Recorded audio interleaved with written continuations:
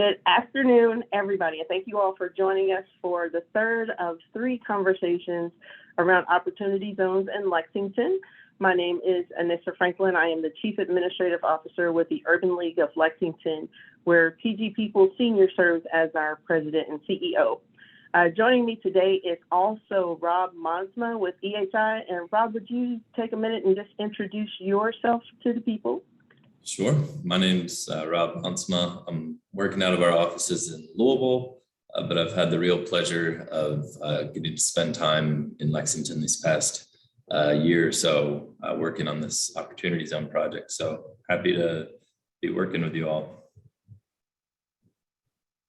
Thank you, Rob. Would you go ahead and put up the display for just a moment? We'll walk through the agenda, and then I'll come back to Mr. Craig Benz to give an introduction from the city. But thank you all for joining us for sure. Screen sharing has actually been disabled, and I'll need to do that. Oh, look at that. We should have looked at that. Hold on, here you go. Okay, try now. All right.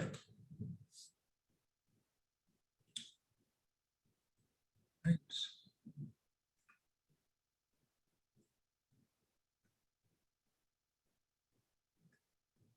Can everybody see that? Yes, sir, we can see it. Can you move us to the agenda, please? All right, so as we are preparing for the presentation today, I just wanted everyone to see how the program will lay out so that if you have any questions, know that you can interrupt us at any time, but we have allowed a period for questions at the end as well. With the welcome and meeting guidelines, I just gave you the official welcome. We'll go over the meeting guidelines in just a second, and then I'll ask for a greeting from Craig Benz with the city and any other city official who may be joining us today. We'll also talk about what is an opportunity zone, where are they, and what do those community profiles look like. Then we'll move into a section which will provide probably the most feedback, and that is community benefits agreements. We want to hear from you all some of the things in which you would like to see in a community benefits agreement, and I'll explain that as we move through the PowerPoint as well. And then again, we'll have questions, and then we'll have our closing. So if we can move to the next slide, please. All right, so the greeting guidelines are pretty simple. First, I do hope that you will share your image so that you'll share your video so that we can see who all is on the call and just make those personal connections. However, if you are eating your lunch, it's one of those things to eat in front of a lot of people. It's weird, you know, and if you turn your camera off for that, totally understand it, but we hope that you will turn that back on as we go through the presentation. Also, be mindful of your microphone, of any background noise that might be going on. We want to limit the distractions that could occur, so we ask that you do that as well. Also with the camera piece, there's nothing more like, you know, something happening behind you and that's got our attention as opposed to you. So make sure that you have limited distractions in terms of what we can see and also in what we can hear. All right. And so now I would like to jump to Craig. If you would just introduce yourself and say anything you want about what opportunity zones are. Yeah, sure. Good afternoon, everyone. My name is Craig Benz. I'm with the mayor's office here at the city with the Office of Economic Development, and I'm the city liaison to EHI and Urban League's team as one of our economic development partners. So EHI and Urban League are in year 2 of providing services to the community in relation to our opportunity zone. And some of those services that are part of that agreement, which you'll be hearing about quite a bit today, include assisting in the promotion and coordination of the opportunity zone with neighborhoods, businesses, and developers, encouraging the use of community benefit agreements, which I'm pretty sure are on your agenda today, coordination with the Neighborhoods and Transition Task Force, which is a city task force that's set up here, working on economic development initiatives within the opportunity zone to help create jobs within the zone, and other initiatives. So the Lexington Opportunity Zone Guidebook was a work product of this partnership, and I think you'll be hearing more about that today as well. So I'm just here as a resource. Please feel free to contact me after the meeting today if I can be of any assistance. And thank you everyone for attending today. Thank you, Craig. I can't see everybody at the moment. However, if there's anyone else from the city that would like to give a greeting, I invite you to do that now. I think it's just me today. Very, very good. All right, so let's move on through the presentation, which is, what is an opportunity zone? And so I'm going to ask Rob if he would take it from here. Sure, thanks, Anissa and Craig. So an opportunity zone is a low-income census tract that has been nominated by a state governor and certified by the Treasury Department to receive funds through an opportunity fund. So opportunity zones stand poised to receive a huge influx of investment, given the enormous tax incentives that the new legislation that was passed in 2017 created. So these are kind of the specifics of how the funds were chosen. Governors, like I said, could kind of designate census tracts to be eligible to receive these funds. So most of the opportunity zones in Lexington center around the downtown core and kind of north, going to New Circle Road as well. There are 7 opportunity zones in Lexington. And like I said, mostly around that downtown core and northern edge. So we created community profiles. Actually, did you want to go over this, Anissa? Go ahead. Sure. So Rob is about to explain to you the various community profiles. And as he's doing that, what I'm asking is that you think about what is most needed in these areas.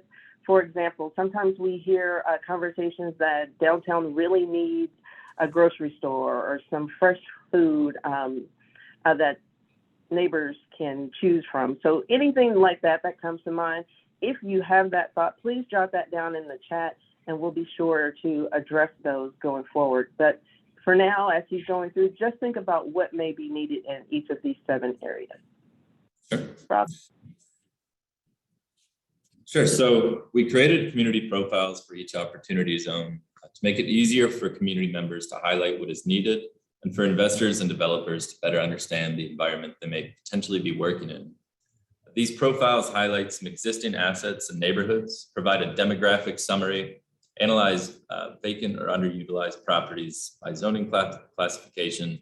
So if an opportunity fund were interested in developing residential or commercial property, they can find those opportunities and fill in vacancies. So I'll start just walking us through each of the 7 profiles. The first opportunity zone is called the East Downtown Civic District. It includes portions of the North Limestone, Martin Luther King, Aylesford Place, South Hill Historic, and Greater East End neighborhoods. Some of the assets we highlighted included the Public Library, Kentucky Theater, Sayre School, Lextran Transit Center, First African Baptist Church, several civic buildings, including Fayette County Attorney's Office, LFUCG offices, Fayette County District Court, and Robert F. Stevens Courthouse Plaza. Also Town Branch Commons, Thoroughbred Park, and Charles Young Park. So vacant properties in this area include various levels of residential or commercial zoning. This area is the lowest level of high school graduates and service industry workers, and the highest level of bachelor's, graduate, or professional degrees, and the median home value across the 7 opportunity zones. So I think I might be missing one slide. There we go. The second opportunity zone is called the West Downtown Distillery District. This area includes the North Side, Western Suburb, and Woodward Heights neighborhoods. Some of the assets we highlighted include Rupp Arena, Central Bank Convention Center, Town Branch Park, the Explorium of Lexington, the Lexington Opera House, and Triangle Park. The area has a diversity of vacant lots that include residential, commercial, and industrial uses. It has the smallest population, fewest blue-collar workers, while having the highest median age, per capita income, and white-collar workers across the 7 opportunity zones. We call the third opportunity zone the North University Historic District, and it incorporates the North Limestone and North Side neighborhoods. Assets in this area include Transylvania University, Coolevin Park, Dunbar Community Center, Lexington Parks and Recreation, and the Legacy Trail. Vacant lots in this area are mostly business with some industrial and office uses included. This area has the highest median disposable income and median household income. The fourth opportunity zone is called the East End Residential District in the guidebook and includes the North Limestone, Martin Luther King, and William Wells Brown neighborhoods. Assets in this area include Lexington Traditional Magnet School, William Wells Brown Elementary School, the Lexington Community Radio, STEAM Academy, Lexington Fire Department headquarters, and the Center for Women, Children, and Families. 75% of vacant lots in this area are zoned residential with some business and industrial opportunities. This area has the highest Black population across the 7 opportunity zones.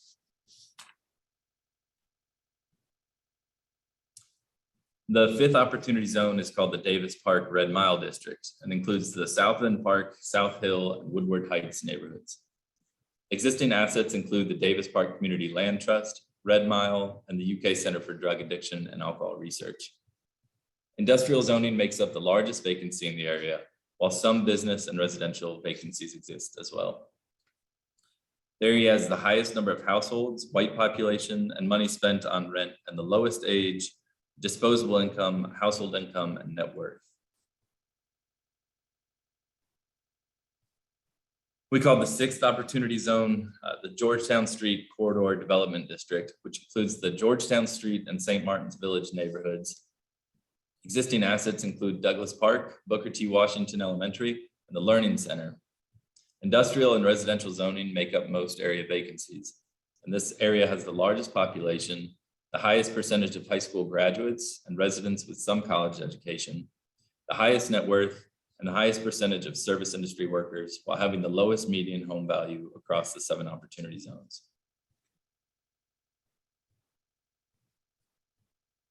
And the final opportunity zone is called the North Limestone Commercial and Innovation District. And it includes the North Limestone neighborhood. Existing assets include BCTC, the Hope Center, North Lexington YMCA, the Health Department, Lexmark, the Legacy Trail, Whitaker Bank Ballpark, Julietta Market, Gray Line Station, and WLEX 18. The vast majority of vacant properties in the district are zoned industrial. The area has the highest percentage of residents with no high school diploma, the highest Hispanic and other race populations, and the lowest number of households. And now I'll hand it off to Anissa to walk you through community benefits agreements. Thank you, Rob. So Rob just explained some of the profiles, or all of the profiles that are within the opportunity zone. And so as we were preparing to see those, I asked that you think about some of the things that are needed in those areas. So first, before I ask for any of those that you have, I want to take first the opportunity to welcome Council Members McKern and Legree. Thank you all for being here with us today. If you'd like to say something, for sure, go ahead and unmute your mics and you can say, give a greetings to the folks that are on the presentation today. Thank you so much. I'm glad to be here. I appreciate you all doing this presentation. And if anybody has questions for me, since some of these opportunity zones are in my district, I'd be glad to put my email and contact information in the chat. Thank you. I appreciate you all. Thank you. Thank you. Yeah, thank you. I want to also echo my support and thank you for inviting us to this conversation today. I do appreciate everybody being on. I think this is a crucial conversation to be had, and it's extremely beneficial to the city to hear further input moving us forward. I will also put my information in the chat log here. I'm happy to answer any questions. I'll be on the call until 1.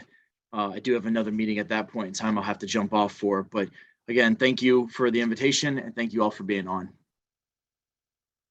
Thank you both. I'll be joining you at that meeting at 1. So let me explain what community benefits agreements are. So essentially, it is a legally binding agreement between developers as well as community members. So imagine the two, instead of working in opposition, the two are working together to benefit the community that is within the opportunity zone. Some of the examples that we've heard or seen thus far have included if a development is going on in a certain area, that they are hiring people within those communities for positions within that development, either on the construction side or after the project is completed, that they are considered first for employment opportunities there, and that those be affordable living wages for folks, as well as we've heard of like having minority spend be a part of the developers' subcontractors. Lexington has been pushing that for a while now, even with like the renovations and things that went on with the airport and with the Civic Center and things like that. So increasing minority spend and setting a certain percentage that folks want to see happen with that. We've also seen ones like public support, or the community providing support for the developer if there's a need for a zoning change, that there wouldn't be any opposition from the community, and that is set forth in a community benefits agreement. Others that we've seen, we have a lot of examples from Louisville. EHI, who is our partner with this, is also, they have an office here in Lexington and in Louisville. So some of the things that they've seen in Louisville have included to encourage investment in workforce development, education, and economic development. That might look like apprenticeship programs, that might look like literacy programs for youth, small business development, financial contributions to a certain project that's in the community, volunteer hours from the folks that move into that development to the community or nonprofits in the area. So there's just a wide array of things that can be included in what we call a CBA. And so we'd like to hear from you. What are some of the things that you would like to see happen or be included in a community benefits agreement for the area in which Rob just described? So Rob, if you would stop sharing screen, and if you've had a chance to eat, go ahead and share your images with us so that we can see who you are. And we'd love to hear of any recommendations that you would have for the areas in which we showcase.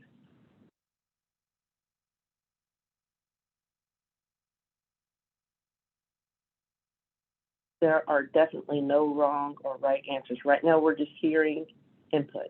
So any suggestions that you might have, I'm very open to hearing those.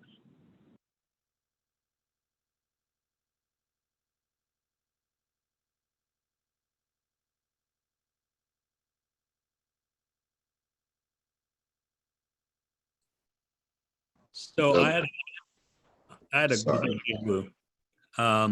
I had a question about not so much a suggestion to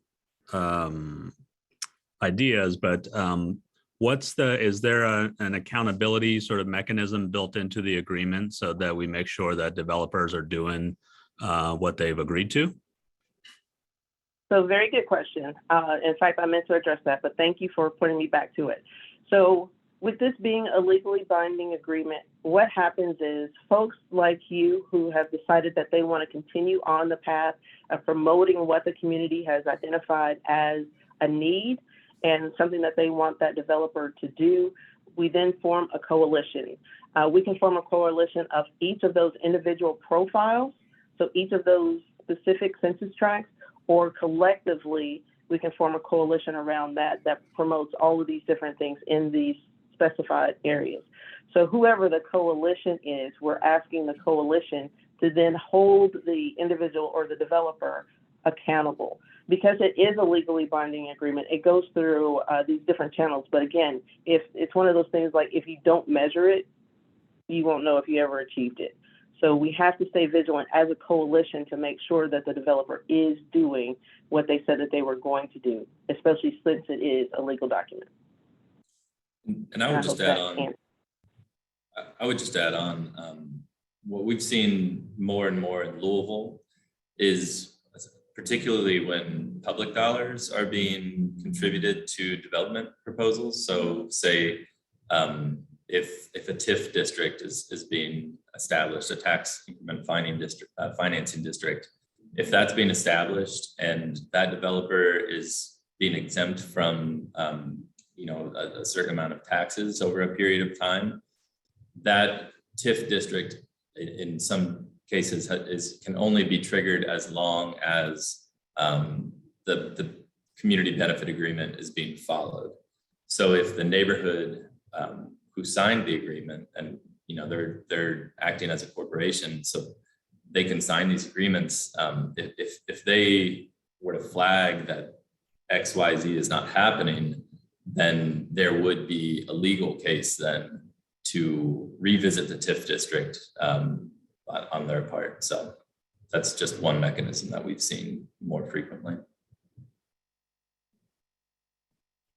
Thank you, Rob. Mr. Williams, Matthew Williams. Yes, thank you. And thank you to Mr. Wu. I appreciate that question around accountability systems. My question is, I hear you talking about the CBAs. I have some concern about outside developers coming in and communities truly having a voice in what those developers do. So like, what are the kind of steps? I'm hearing you say words, missing this, like build a coalition and then talking about these CBAs. But like, what are the steps to truly engage like the deeper roots in these communities? And what do these community members or those community members that have those deep roots, do they have a say in the developers that come in? And that's just around the concern of like continued types of gentrification and stuff like that. I definitely hear that. So yes, we are reaching out to different, to the various neighborhoods that are touched in the opportunity zones in order to see and engage more folks in the process. It is actually not a charge of ours. It's with a part of this grant that we're working with the city, but just being who we are, especially as an urban league, we have a deep concern that there is community engagement all the way around. And then of course, gentrification is one of those things that we don't want to see, absolutely do not want to see in our community. And that's one of the reasons why we got involved in this project anyway.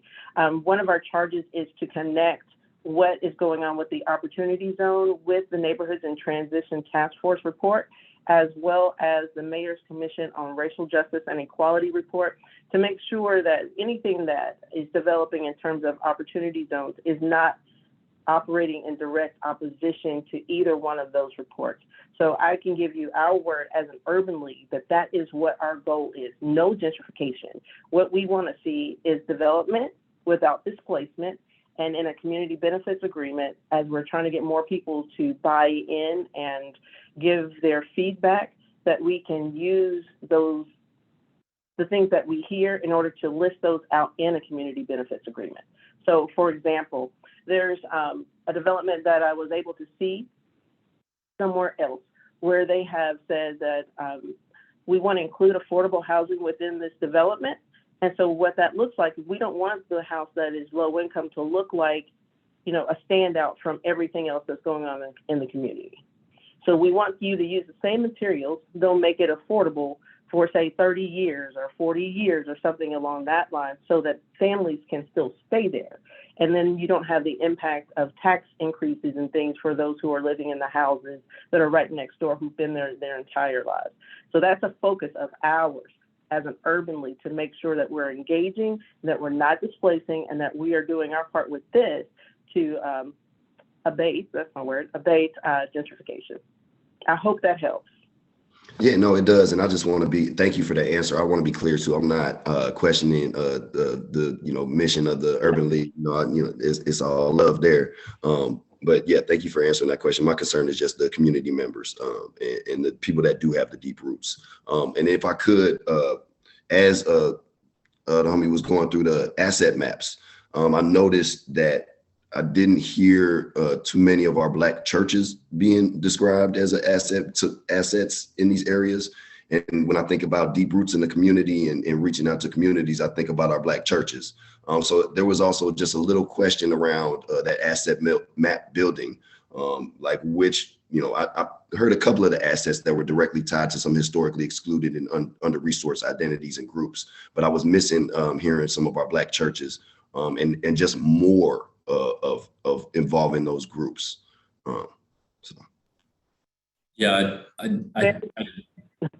sorry, I'll just speak to that just quickly.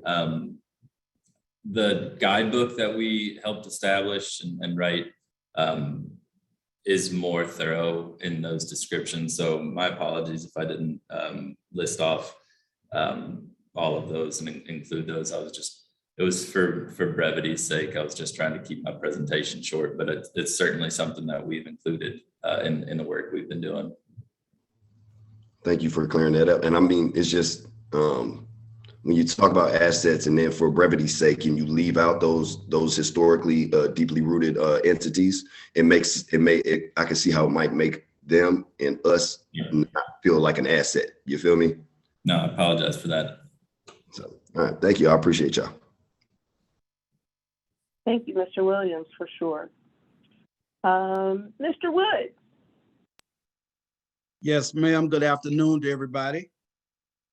Appreciate this dialogue. It's very, very helpful. My question is, when we look at the community benefits agreement and the minority spend agreement, I'm trying to see if there is a prerequisite for what participants would need to prepare for if they were going to be a part of the community benefits agreement. A lot of times, as you all know, you have people out here who are qualified, but they may not know exactly what the rules and the regulations are. And so trying to see if that's something that's already maybe in the guidebook, or is there a link that we can go to so we can just get people prepared and ready?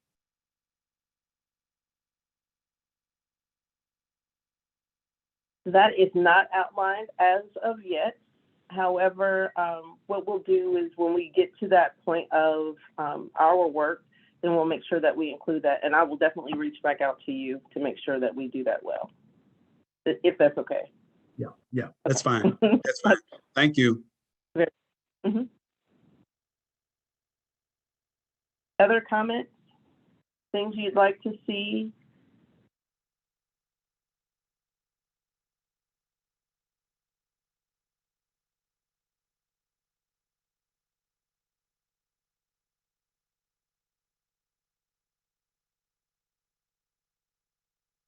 Matthew.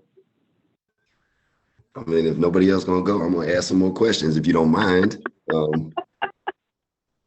And I appreciate you missing this. I don't know if you remember this, but a little over a year ago, I cold called the Urban League, and I was looking for mentors in the space, and you were very welcoming and warm, and you pointed me in the direction of Brother David Cozart, and that it's helped me along the way, because now I'm with the local chapter of the NAACP, and he just messed around and made me vice president. So shout out to you, Miss Anissa, for picking up the phone and showing me some love. So I just wanted to share that personal story and say thank you, because I haven't had the opportunity. My question though would be, in seeking out these developers, are we looking into the community first and for those developers, and not just looking for developers in our community, but also our minority business owners that might be filling that lane? One that comes to mind is like the homie Bishop Carter over there, Delane Allen, and all the wonderful stuff he does, and I'm sure you from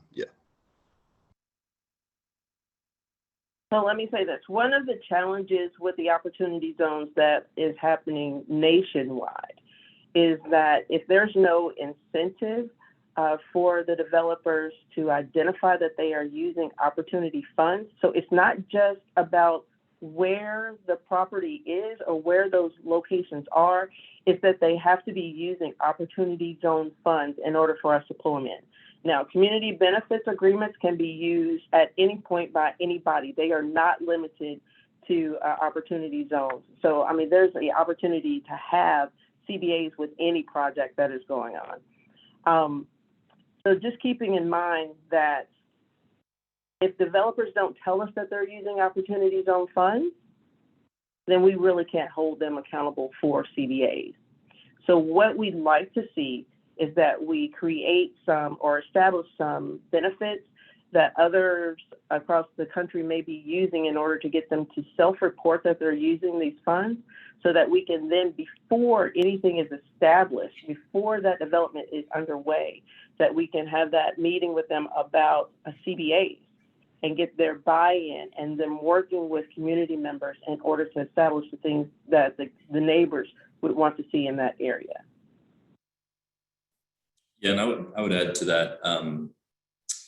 We've been reaching out to folks doing similar work across the country. And one thing that we and they have talked about and that we included in the guidebook was to have a higher level of transparency in this Opportunity Zone program. We're about halfway through the program. It will mostly, for the most part, end in 2027. So if they were to extend this mechanism of trying to pull private investment into these designated census tracts, we would like to see a higher level of transparency, just so that cities, because right now there's no requirement for any opportunity fund to report to the city or state that they're investing in these census tracts. So we would like to see that happen. As of now, they only have to report to the IRS. So that's one thing that we highlighted as something that both city governments, state governments, advocates can all kind of come around to call for in specific regard to this program. And so, Rob, I have a question for you just to make sure that I have it right. And they only have to report to the IRS because that's how it was set up when the fund was created, correct? Correct, yeah. This is all. And that's one of the things. Yeah. Yeah, so that's one of the things that we see as a barrier, if you will. I saw the question in the chat, and yes, so if they only officially have to report to the IRS, then what would make them want to report to us? And that's one of the things that we have expressed that is a true concern, because, you know, the city is asking us to promote the community benefits agreements.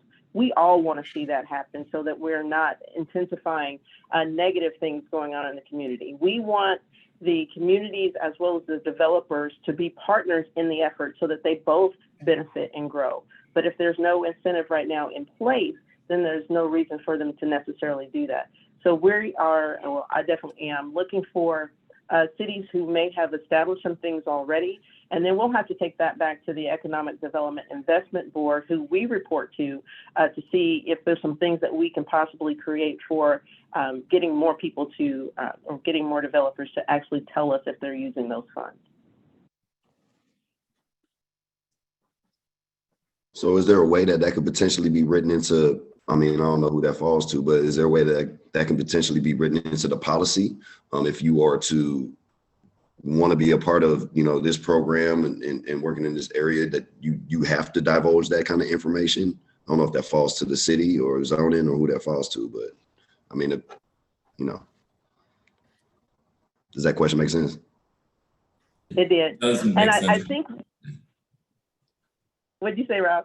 I said it does make sense. I don't know if I have an answer for that, but Vanessa, if you want to take a swing. Yeah, I think it would require some fundamental change to, you know, how the requirements for the program are written. Right now, like we've been saying, a developer's accountant essentially can handle everything directly with the IRS. So the city and other stakeholders don't necessarily ever learn that this program is being used. So it ends up putting it in kind of a reactionary position for cities across the country, where they almost don't know that the success is there until they see it happening. They're not learning about it beforehand. So yeah, we are definitely continuing to take a look at other communities with how they're handling that, because it's voluntary reporting right now, as was said earlier. This is Sabrina. Earlier, it was mentioned that we're halfway through this program. Do you all have any success stories or know if this opportunity fund has been used in any of the 7 zones currently? Yeah, there's a strong possibility that developers are utilizing it. They have not self-reported any major successes to the city that I'm aware of yet. I have a question, and it relates to the developers. Are there tax advantages that could serve as incentives for developers, or do we know that yet? They can be, Not specific to the opportunity funds, but they can be kind of coupled with other tax incentives. We've seen that in other cities. Historic preservation tax credits, low-income housing tax credits, those sorts of things have happened. We just haven't seen that, especially in Lexington. Again, there's the degree to which we can find out about how people are using the Opportunity Zone program is only to the degree that they tell us that they have been. So it can be kind of difficult to figure that out. I have a question as far as just navigating through the program as wanting to establish a business for job creation, as far as determining what is the best Opportunity Zone region to work in based on need, transportation, et cetera.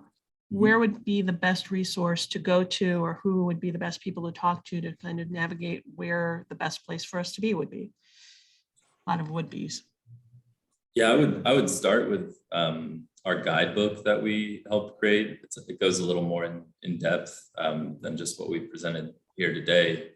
And then we can connect you with some folks that we've been able to meet through this process. Yeah, I've been through the guidebook. A lot of it is, it's from being someone who's not from Lexington, it's kind of overwhelming. Okay. And really it's more about, okay, where's the most need based on what has been said from the community. Sure. Yeah, we might just need to talk to you off after this meeting, separate from here, just to discuss what you're looking for specifically and see who we can help you meet. That would be helpful. Thank you. Sure.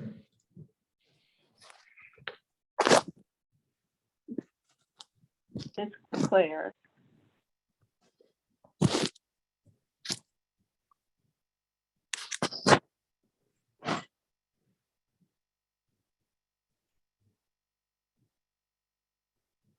Okay, I want to make sure that I have captured some of the things that we've heard thus far and some of the things I have been able to see in the chat. So it sounds like the concerns that are being expressed in this group, and let me say, we haven't heard a lot of these in the other two groups, so I'm glad that each of you are here today.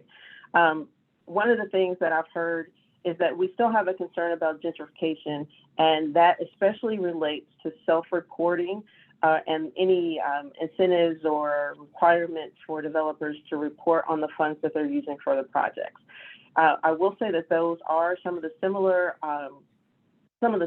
concerns that we've had in this project. And so our next step after speaking with you all is also to determine and continue to look for examples of things that we can put in place or things that we can recommend to the city that may need to be put in place to require, if you will, the reporting of Opportunity Zone funds so that we can establish the CBAs before the project is actually underway. That is still our concern.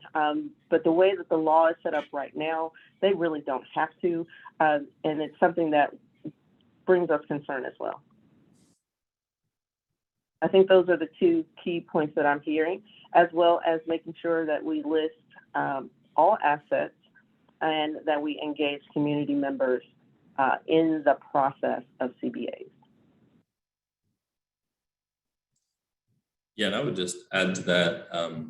I know we don't have a whole lot of time to figure this out, but anytime you all would like to speak with us outside of this meeting, I'm certainly available to talk through some of these concepts and ideas. Can I ask a different sort of question? Are there any incentives in place either with the funds themselves or just any sort of incentive for people from the same communities and neighborhoods and zip codes as those opportunity zones to utilize those spaces or to open small businesses? To me, that's probably one of the best ways to combat gentrification is that if I live in a particular neighborhood and I have a business idea or a business plan, it makes the most sense that I know this neighborhood, I know this community, I know the consumers, I can open up a nail salon or a grocery store or whatever, a fried fish shack or whatever it is that I want to do. Are there any particular incentives that would place me as a community member and as a local over either a large developer or just an outside entity? Rob, do you want to take that one? Yeah, I would. Unfortunately, I'd say it just depends on the size of the opportunity fund. So part of this process has just been identifying where these funds are in the region.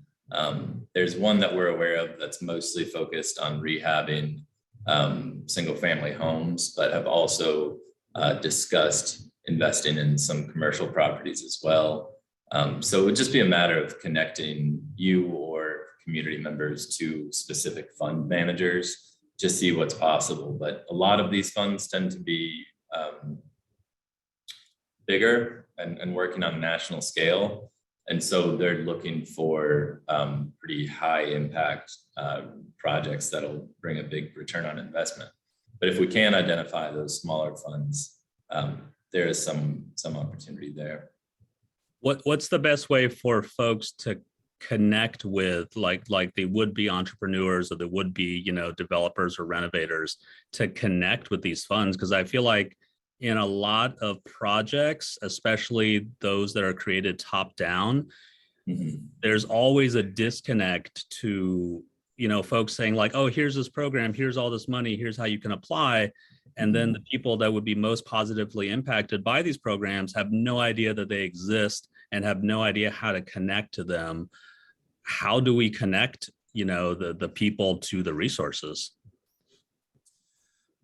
Yeah, I would say, I think there's some folks in Craig's office who have some experience working with fund managers and know a few folks that operate in that world. And once this process is over, we'll obviously put those folks in touch with anybody that we've been able to make connections with. So there will be resources at LFUCG for this after our work is done.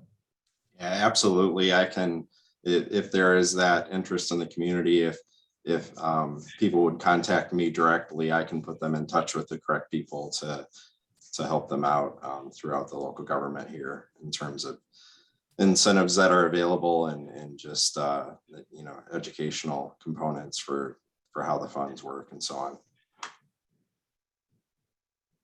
There's also the website for the state of Kentucky. I believe it is KYOZ.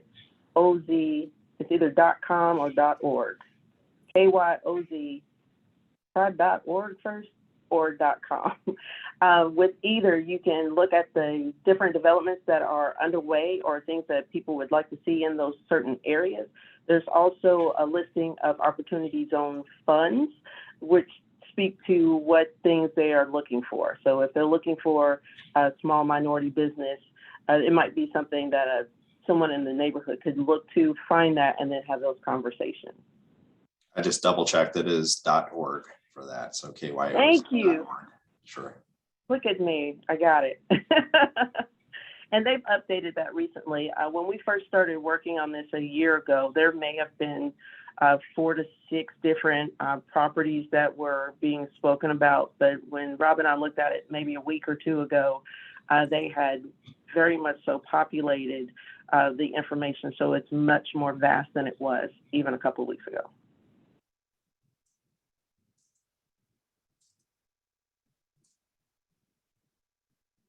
All right, we'll continue to take comments. Feel free to just go ahead and speak up. I will have to jump off the call in order to make the same presentation to the city on behalf of EHI and Urban League. So if you are interested in that conversation and seeing how it develops there, I'm sure you can see that by going to the city's website and finding that live presentation. Thank you, Ms. Anissa. Appreciate you. Okay. And Thank you all for all your hard work. I don't want to be misconstrued that the work is not appreciated. I did just want to say really quickly, to Mr. Wu's point, I thought was excellent about the idea of top-down development versus down-up. It would be lovely if we could see some transformational change around that, where the folks that are actually living in the community and the developers from those same zip codes could be prioritized. And a wonderful way to do that would be to write it into the programmatic policy. I heard Mr. Craig, I'm sorry, your last name is eluding me. But you said if these people reach out, I think another important step could be the people that are running these programs. We need to be more proactive in seeking those folks out. That's part of the problem with the systems. When you say like if they reach out, the accessibility isn't always there. So I think if we're talking about community development that truly involves community, that truly has the partnership with community in mind, I think us as organizations and institutions and corporations need to be more proactive about engaging those folks, and not just like being like, here, it's over here at this website. You feel me? So that I just wanted to make that point. And if there's any council members still on, I wanted to pose a question to them around that idea of disclosure. Could that be potentially something that's written into a city ordinance that would say, a developer has to disclose if they want to participate in our city in this program? Is that, so to any of the council members that might still be here, is that a potential possibility?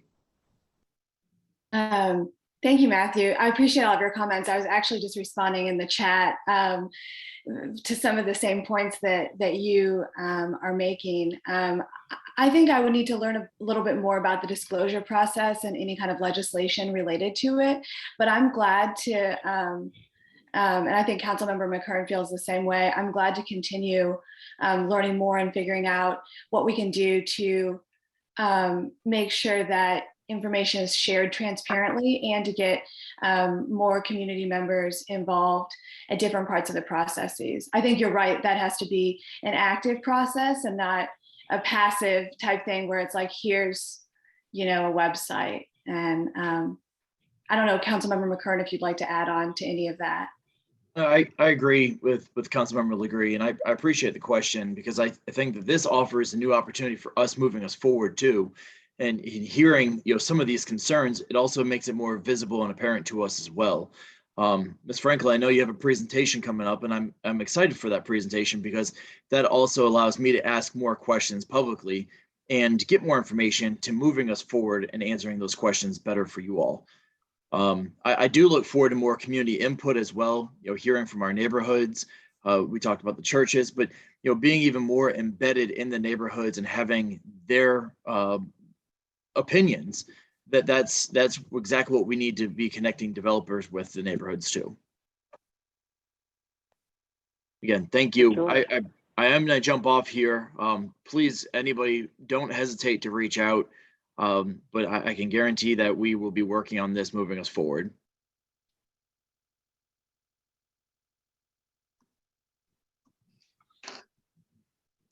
Thank you.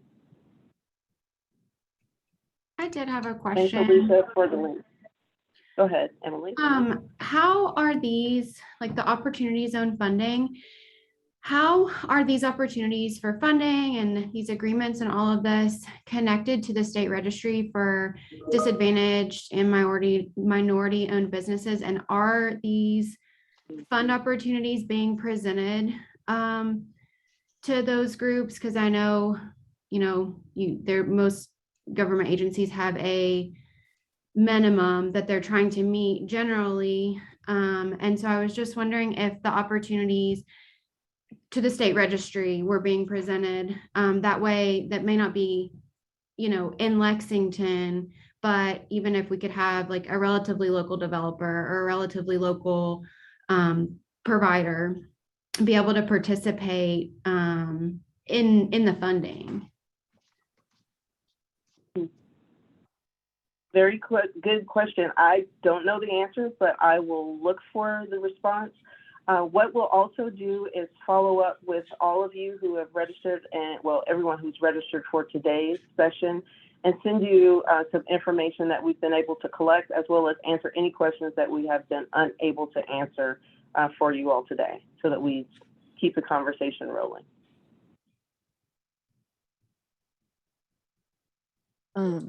I have a very similar question to Matthew's. I'm so sorry if I feel like it's almost verbatim. But I mean, is there flexibility for local governments to attach requirements or like to prioritize small local businesses? I know it's federal funds, so that could be tricky, but I mean, is that a thing that can happen? Well, and I'll just say it's not actually federal funds that are being that are coming into Lexington.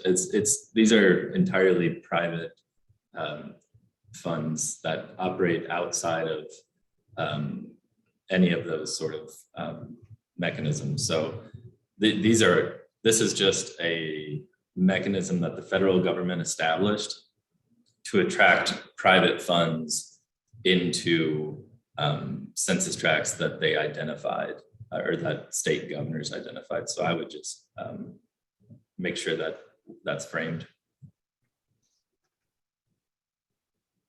Okay, So thank these you for the wouldn't count clarification. toward sorry, Alice, go ahead.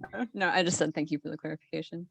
So these wouldn't count for a DPE requirement, like for, say, a local government entity. No, they really don't, and that's one of the frustrations that we kind of had, going through this process, is even just trying to identify where the money's coming from, who is investing, and unless they've made themselves available on like a fund registry, that those are out there, and we've spoken with folks and fund managers. Unless they've made themselves available to be, contacted, it can be difficult to identify what activity is happening, which is why we wanted to include that in the guidebook, specifically for community members and local governments to say, to advocate for higher levels of transparency, because it is just so difficult to identify where that activity is happening.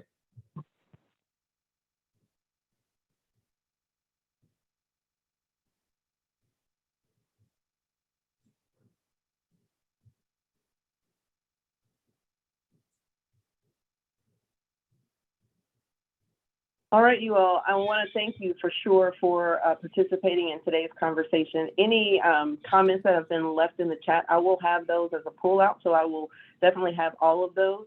When we share our next report with the Economic Development Investment Board, we'll be able to also include those comments so they can see, especially and quoted, the things that our community members are saying are of concern, or things that they would like to see, and all of those kinds of comments would go into our next report with the city, and we'll have an opportunity to discuss those as well with them. So please keep in mind that we will send you out more material so that you can take a look at the guidebook, answer any questions that we may not have so far.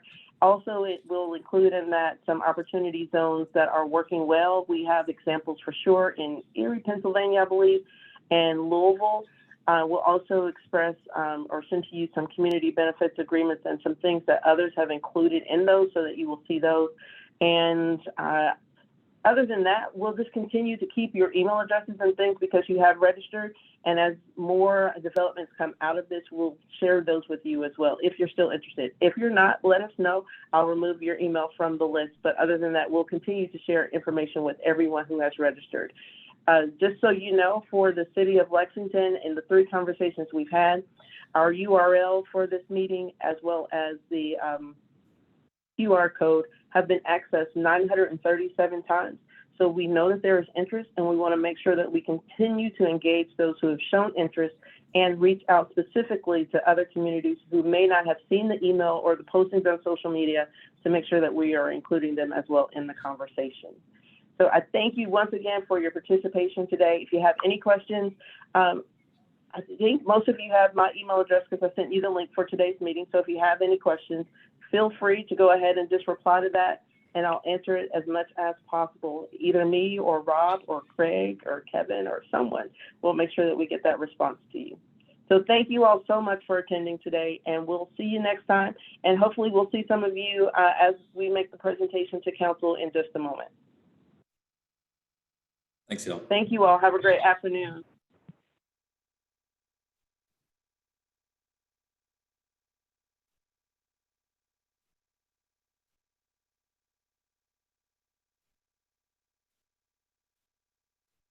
Anissa, I know you got to go, so if you want to just catch up a little later.